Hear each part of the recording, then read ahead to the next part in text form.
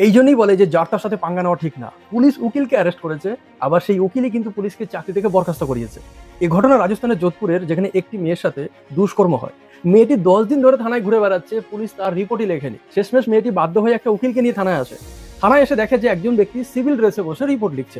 তখন ওই উকিল তাকে প্রশ্ন করে যে আপনার ড্রেস কোথায়, আমরা কি করে বুঝবো যে আপনি রিপোর্ট লিখছেন।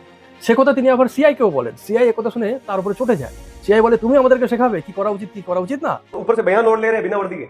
तेरा कपड़ा खराब है क्या? तमीज से बात करो सर, पहले तो मैं तमीज 2 मिनट में सिखा दूंगा तेरे को। कैसे क्या सिखा दोगे? पहले तो आप तमीज से बात करो सर। तू पूछेगा वर्दी कौन पहनेगा नहीं पहले पूछेगा? तमीज से बात करो, तू तड़ाके से बात मत करो मेरे से। बेटा अंदर लो।